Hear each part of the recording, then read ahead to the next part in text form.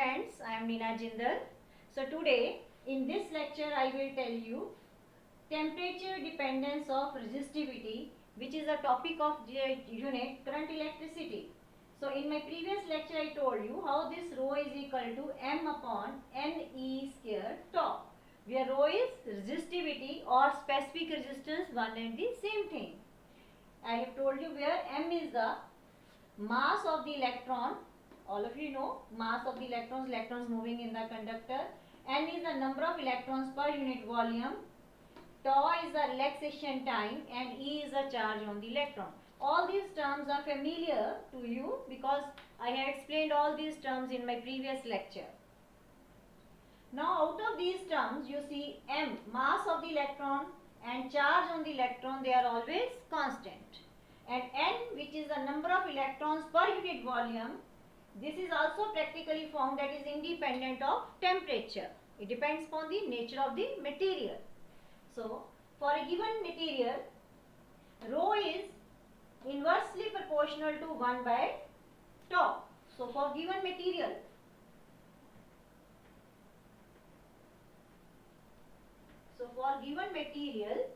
rho is inversely proportional to tau. Clear? Because m, n and E, they are constant. So if you increase the temperature, first I explain, then we will come again here. So up to this it is clear, rho is inversely proportional to relaxation time. So when we increase the temperature of the conductor, what happens? The ions, they gain the energy. आपको उनको heat कर दिया, तो ions, they take the energy from this temperature, heat energy. So due to this they starts vibrating more frequently. So they starts vibrating, उनका amplitude जो vibrations का वो increase कर जाता है. जब आप टेम्परेचर बढ़ाते हो कंडक्टर का, जो आयंस की वाइब्रेशन है, आयंस एनर्जी गेन कर लेते हैं. सो दे स्टार्ट्स वाइब्रेटिंग लाइक दिस. उनका एम्पलीट्यूड ऑफ वाइब्रेशंस बढ़ जाता है वो. सो ड्यू टू दिस उनका एम्पलीट्यूड बढ़ गया तो कोलिजन्स के चांसेस और बढ़ गए. Collisions between electrons and the ions. So the collision starts taking place more frequently. तेजी से होने लग जाती हैं कोलिजन्स क्योंकि उनका एम्पलीट्यूड बढ़ गया है. सो अगर कोलिजन तेजी से होने लग जाएंगी तो time between two successive collision, पहली कोलिजन और दूसरी कोलिजन या दूसरी और तीसरी के बीच में जो टाइम है, जिस टाइम के दौरान वो एक्सेलरेट करता है, वो टाइम क्या हो जाएगा? कम हो जाएगा. ठीक है. So here again see with increase of temperature, जब आप टेम्परेचर बढ़ाते हो तो क्या होगा? आयंस को एनर्जी और मिल जाएगी. The amplitude of, so when you increase the temperature तो क्या चीज बढ़ जाती है? The amplitude of vibrations of the ions. Ions का जो ऐसे वाइब्रेट कर रहे हैं उनका जो एम्पलीट्यूड है वो बढ़ जाता है, इंक्रीजेस. ड्यू टू दिस, अगर वो ज्यादा ऐसे वाइब्रेट कर रहे हैं, पहले ऐसे कर रहे थे, तो कोलिजन्स के चांसेस और बढ़ गए. Due to this collision starts taking place more frequently. तेजी से होने लगी कोलिजन, जल्दी जल्दी फास्ट हो रही है. It means time between two successive collisions, time between two successive collisions decreases, कम हो जाएगा. तेजी से हो रही है कोलिजन्स. अगर टाइम कम हो गया उस टाइम को हम क्या कहते हैं? Between two successive collisions, relaxation time. So therefore relaxation time decreases. ये मेन हो गया. With increase of temperature relaxation time decreases. So we see that, ठीक है, tau decreases with increase of temperature. ठीक है. अगर टेम्परेचर बढ़ाते हैं तो relaxation time, that is time between two successive collisions, decreases. And rho is inversely proportional to tau. So if rho is inversely proportional to tau और ये tau decrease कर रहा है विद इंक्रीज ऑफ टेम्परेचर, अगर ये decrease करेगा तो rho क्या करेगा? Increase. So resistivity of a conductor, हम कंडक्टर की बात करें, सारा फॉर्मूला कंडक्टर के लिए, increases with increase of temperature. So ये ध्यान रखना, resistivity of conductors increases with the increase of temperature. So यहाँ पे क्योंकि सेमीकंडक्टर्स अलग अलग मटेरियल्स, उनके लिए अलग अलग फार्मूलेज आएंगे. So resistivity of conductors increases with the increase of temperature. ये पूछी जा सकते हैं आपको एक नंबर के क्वेश्चन में. इट इज फाउंड, अगर ये इंक्रीज कर रही है, जैसे आपकी एज के साथ हाइट बढ़ रही है, तो कैसे बढ़ रही है, कि क्या प्रोपोर्शन है, क्या रिलेशन है, तो हमें it is found that relation between temperature and resistivity, ये तो हमें पता चल गया, दोनों टेम्परेचर बढ़ेगा तो ये भी बढ़ेगा। कैसे बढ़ रहा है, क्या फार्मूला, कैसे कैलकुलेट करना है? So this is the formula, resistivity at temperature T2 is equal to resistivity at the temperature T1, bracket शुरू होगी, अंदर है 1 plus alpha delta T means T2 minus T1, जो टेम्परेचर डिफरेंस आ गया आपका, where alpha is called temperature coefficient of resistivity. ये आपने छोटी क्लास 10th में भी शायद किया। और जो रेजिस्टेंस के लिए भी सेम फार्मूला, रेजिस्टिविटी की जगह रेजिस्टेंस आ जाएगा, आगे जाके हम करते हैं। तो रेजिस्टिविटी, इसको कई जगह पर आपको ऐसे भी लिखा होगा, यहाँ पे T लिख देते हैं और यहाँ पे नॉट पा देते हैं और यहाँ पे आपका T रह जाता है सिर्फ, ठीक है? तो वो भी सेम चीज है, तो देयर इज नथिंग। तो बेटर है कि केवल दो टेम्परेचर दिए होते हैं, इसलिए आप अलग अलग रो T2 और रो T1 लिख लो और यहाँ पे आपका डेल्टा T आ जाएगा। टेम्परेचर है तो इसको बेटर है कि आप कैपिटल T से डिफाइन कर लो, यहाँ भी T2 कैपिटल डाल लो, जो टेम्परेचर को जर्नल हम कैपिटल T से रिप्रेजेंट करते हैं। सो दिस वाज योर, ये हो गया आपका कि रेजिस्टिविटी जो है टेम्परेचर इंक्रीज के साथ इंक्रीज करती है, और ये रिलेशन है, ये इंपॉर्टेंट रिलेशन है, आपने याद रखना है। Rho T2 is equal to rho T1 into 1 plus alpha delta T। So we have seen this relation, rho T2 is equal to rho T1 into 1 plus alpha delta T, where alpha is called temperature coefficient of resistance, delta T is a change in temperature or rise in temperature, anything you can write down. From this equation we can find out the alpha, ठीक है? इसको find out करने के लिए अगर आपको ऐसे नहीं तो इस इक्वेशन को पूरी खोल लो, rho T2 is equal to rho T1 plus alpha rho T1 into delta T, इसको अंदर ले जाओ तो ये क्या बन जाएगा, rho T2 minus rho T1 that is alpha rho T1 into delta T। तो अल्फा निकालना है, तो अल्फा निकालोगे, ये आ गया ऊपर और ये नीचे आ जाएगा, so this equation will come. So from this equation alpha is equal to rho T2 minus that is change in resistivity per unit, ये क्या है, initial resistivity per degree rise in temperature, clear? तो change in resistivity per unit initial resistivity को हम fractional resistivity भी कह सकते हैं। क्या बोल सकते हैं, fractional change in resistivity, fraction बना दिया, जब किसी का फ्रैक्शन बनाना तो उसको उसकी ओरिजिनल वैल्यू से हम डिवाइड कर देते हैं, anything you can speak. So from this temperature coefficient of resistivity की डेफिनेशन हमारे पास क्या आ गई, it is defined as change in resistivity, what is this, this is a change in resistivity per unit, what is this, initial resistivity शुरू के temperature वाली, per degree rise in temperature या you can say change in temperature। so ये हमारे पास definition आ गई इसकी। अगर आपने और छोटी डेफिनेशन लिखना चाहते हो, जो समझ आए, जो लैंग्वेज ठीक लगे वो लिख सकते हो। हम इसको अगर कंबाइन कर लें, this is change in resistivity per unit initial resistivity, इसको हम फ्रैक्शनल चेंज इन रेजिस्टिविटी भी बोल सकते हैं, fractional change in resistivity per degree rise in temperature. तो इसको क्या बोल सकते हो, fractional change in resistivity per degree change या rise in temperature, जो मर्जी लिख लो, change लिख लो और rise in temperature। तो ये फ्रैक्शनल बन गया जो मैंने डॉटेड के अंदर लिखा। सो एनी डेफिनेशन जो आपको इजी लगे वो आप वो एक डेफिनेशन करनी, दोनों करने की भी जरूरत नहीं है। सो हमने यहाँ तक कर लिया बेटे, alpha is equal to fractional change in resistivity per degree change in temperature.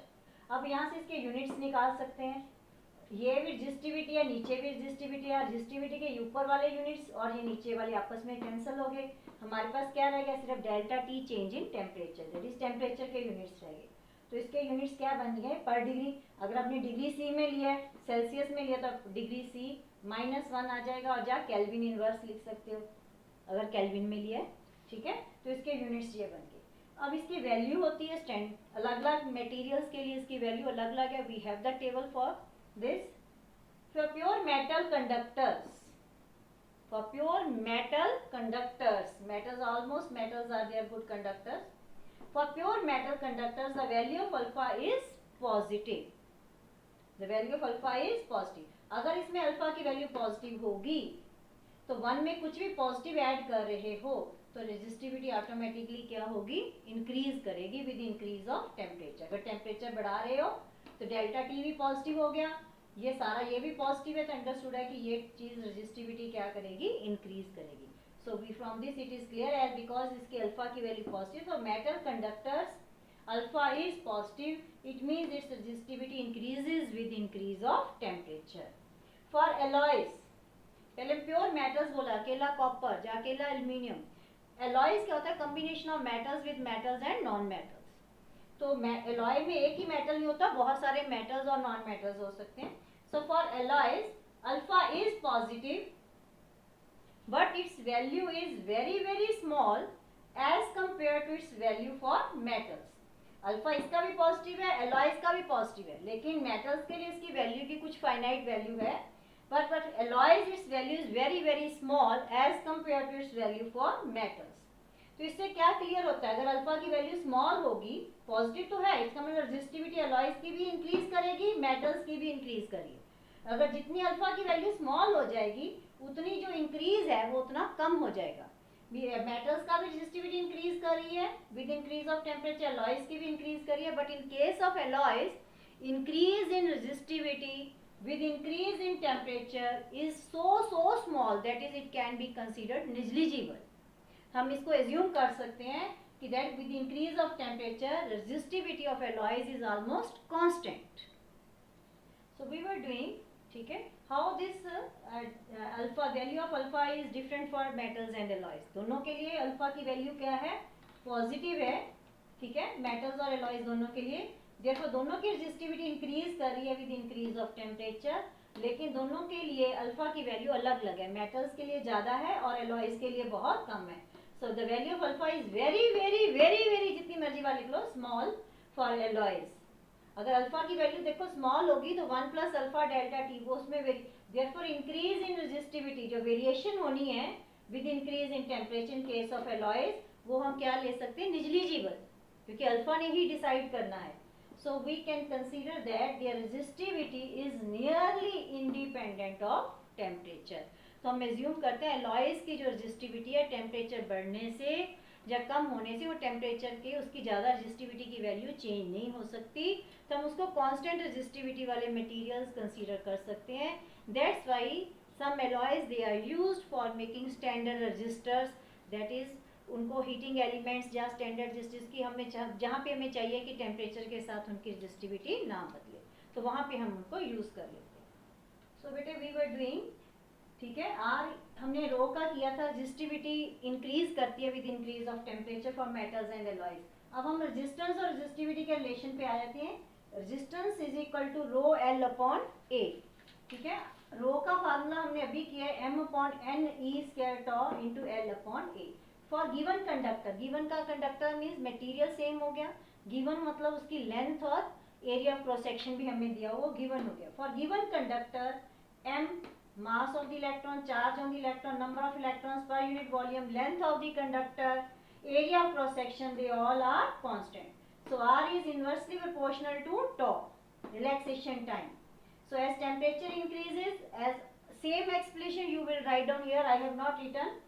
So as temperature increases तो क्या होगा, amplitude of the vibrations of the ions will increase, so number of collisions starts taking place more frequently, therefore time between two successive collisions will decrease, that is tau will decrease.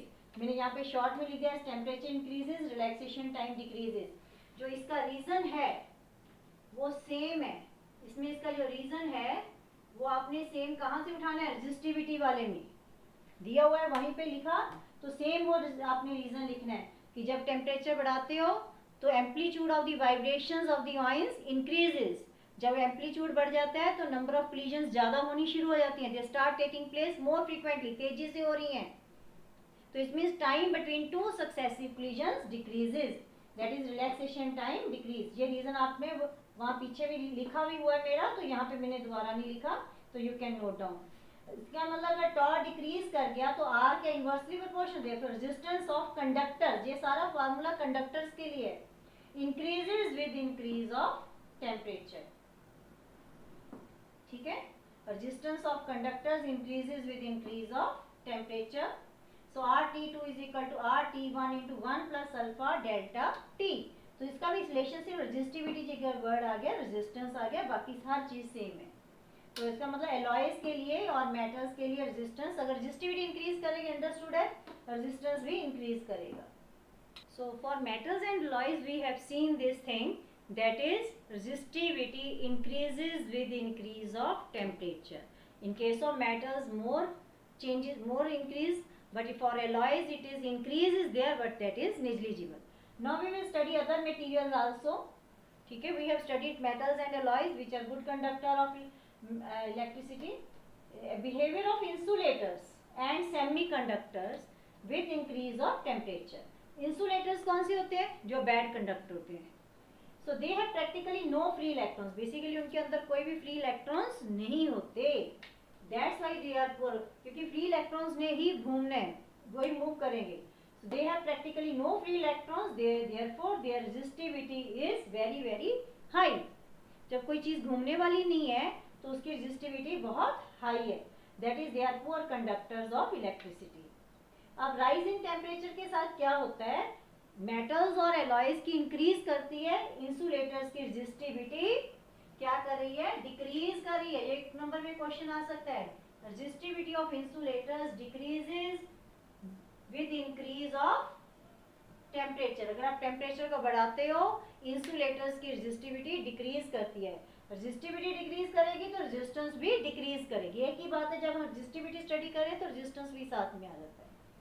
So with increase in temperature, resistivity and resistance of insulators decreases. क्यों decrease करता है? Reason भी दिया है अपने, क्योंकि जब आप इसको टेम्परेचर को बढ़ाओगे हो सकता है एक आधा बॉन्ड टूट जाए, कोई इलेक्ट्रॉन अवेलेबल हो जाए। तो due to the availability of electrons, हमें कुछ ना कुछ इलेक्ट्रॉन्स उस हाई टेम्परेचर पे मिल जाते हैं, तो उसके कारण इसकी नेचुरली इलेक्ट्रॉन्स घूमने वाली जो फ्री चार्ज कैरियर मिल गया तो कंडक्टिविटी बढ़ जाएगी, तो रेजिस्टिविटी कम हो जाएगी, ठीक है। So with rise in temperature resistivity decreases due to the, क्यों रेजिस्टिविटी डिक्रीज कर रही है? उसकी कंडक्टिविटी इंक्रीज कर रही है। क्यों? क्योंकि हमारे पास कुछ इलेक्ट्रॉन्स अवेलेबल हो जाते हैं उस टेम्परेचर पे, but not as rapidly as in case of semiconductor. Semiconductor means बीच का, इंसुलेटर और कंडक्टर्स के बीच की जो है मटेरियल, उनको हम सेमीकंडक्टर, इस मतलब इसमें अगर 2 इलेक्ट्रॉन्स अवेलेबल होंगे, इसमें हो सकता है 10 इलेक्ट्रॉन्स अवेलेबल हो जाए, तो उसने तभी बोला उसकी भी रेजिस्टिविटी, सेमीकंडक्टर्स हम आगे पढ़ेंगे इसमें आगे टॉप, सेमीकंडक्टर्स की भी रेजिस्टिविटी डिक्रीज करेगी with increase of temperature but not as rapidly, ठीक है। इनकी कम करेगी, ठीक है, रेजिस्टिविटी कम डिक्रीज होगी, उसकी ज्यादा डिक्रीज होगी विद इंक्रीज ऑफ टेम्परेचर। सो हमने देखा बेटे इंसुलेटर्स की जो रेजिस्टिविटी है बहुत हाई है। Resistivity of insulators is of the order of 10⁻10 ohm meter. Ohm meters के यूनिट्स से हमने सेकंड लेक्चर में किए थे, तो 10⁻10 से लेके 10⁻17 ओम मीटर तक इसकी रेजिस्टिविटी जाती है, जबकि इन केस ऑफ मेटल्स उनकी रेजिस्टिविटी जो है सिर्फ 10⁻⁻8 ओम की है, ओम मीटर की है, और एलॉयज की 10⁻⁻6 ओम मीटर की है, ठीक है। तो रेजिस्टिविटी जो है एलॉय इंसुलेटर्स की देखो कितनी ज्यादा होगी, 10⁻10 ohm meter to 10⁻17 Om metre. ये एक एक नंबर के क्वेश्चंस आपके आ सकते हैं। Now questions come of semiconductors. Semiconductors are the materials which are neither good conductor nor bad, not as bad conductor like insulators. So they have very, इनमें क्या है, they have very, आप आगे last chapter में इसको study करोगे, they have very very less free electrons, थोड़े बहुत फ्री इलेक्ट्रॉन्स होते हैं जो प्योर सेमीकंडक्टर होता है, तो उसमें बहुत कम फ्री इलेक्ट्रॉन्स या होल्स, आगे जाके आप पढ़ोगे, मैं ज़्यादा डिटेल में जाओगी कंफ्यूज हो जाओगे, तो they have very charge carrier word use कर सकते, they have very very less charge carriers या free electrons. With rise in temperature, जैसे आप टेम्परेचर बढ़ाओगे तो बॉन्ड्स टूटते रहते हैं, तो उसके कारण ये फ्री इलेक्ट्रॉन्स थोड़े बढ़ जाएंगे। फ्री इलेक्ट्रॉन्स का बढ़ना means number of electrons per unit volume increase कर जाएंगे, एन इंक्रीज कर जाएगा हमारा। So according to this relation, अगर एन इंक्रीज करता है तो इसका मतलब क्या है, रो डिक्रीज कर जाएगा। Therefore rho decreases with increase of temperature, क्योंकि n इंक्रीज कर जाएगा। तो रो डिक्रीज कर रहा है विद इंक्रीज ऑफ टेम्परेचर, इसका मतलब अल्फा क्या हो गया, इन केसेस के लिए नेगेटिव हो गया। मेटल्स और एलॉयज के लिए क्या था, पॉजिटिव था, सेमीकंडक्टर्स के लिए नेगेटिव है, इंसुलेटर्स के लिए भी अल्फा नेगेटिव है। इंसुलेटर्स तो है ही नहीं, कंडक्ट ही नहीं करते। At low temperature n is very very small. Low temperature पे सेमीकंडक्टर पे और सेमीकंडक्टर के n is very very small, 1 और 2 होंगे। तो resistivity is very very large, क्योंकि जिन्होंने करंट को लेके जाना है वही बहुत कम है, तो इसका मतलब क्या हो गया, रेजिस्टिविटी बहुत ज्यादा होगी। Resistivity is very very large, so semiconductors behave like insulators at low temperature. But जैसे जैसे आप इसका टेम्परेचर बढ़ाओगे तो n बढ़ जाएगा, n बढ़ेगा तो रेजिस्टिविटी डिक्रीज कर जाएगी, तो इनकी कंडक्टिविटी इंक्रीज कर जाएगी, क्योंकि conductivity is the reciprocal of resistivity. अगर रेजिस्टिविटी कम होगी तो कंडक्टिविटी बढ़ जाएगी। So we have seen that in case of semiconductor resistivity decreases with increase of temperature. Alpha भी उसके लिए क्या है, नेगेटिव है, टेम्परेचर कोफिशिएंट ऑफ रेजिस्टेंस भी नेगेटिव है। If we plot the graph between resistivity and temperature in case of semiconductor, then we get this curve. It means क्या है कि जो semiconductors के केस में resistivity decreases with increase of temperature exponentially. This is exponential curve. एकदम से भी decrease नहीं करती, एक्सपोनेंशियली डिक्रीज कर रही है। तो इसके लिए वो सेम रिलेशन वैलिड नहीं होगा कि rho T2 is equal to rho T1 into 1 plus alpha delta T. वो सेमीकंडक्टर्स के लिए फार्मूला नहीं है, that formula is only for alloys and metals. For metals resistivity और टेम्परेचर का अगर ग्राफ प्लॉट करें तो it is almost linear, straight line है। हल्की सी ये कर्व है, that is only for low temperature, very low temperature के लिए नॉन लीनियर है। Otherwise it is mostly it is linear for wide range of temperature. ज्यादा टेम्परेचर के लिए ये लीनियर है, थोड़ा से लो टेम्परेचर पे ये नॉन लीनियर है, ठीक है। और इसका मैंने रेंज पहले बता दी थी, 10⁻⁻8 ओम मीटर में वेरी करते हैं मेटल्स के लिए, और एलॉयज के लिए 10⁻⁻6।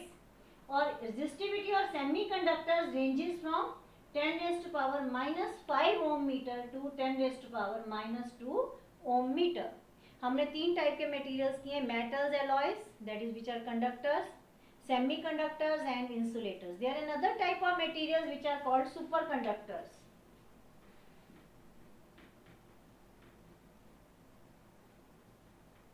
So superconductors are those materials whose resistivity resistance becomes zero at certain low temperature.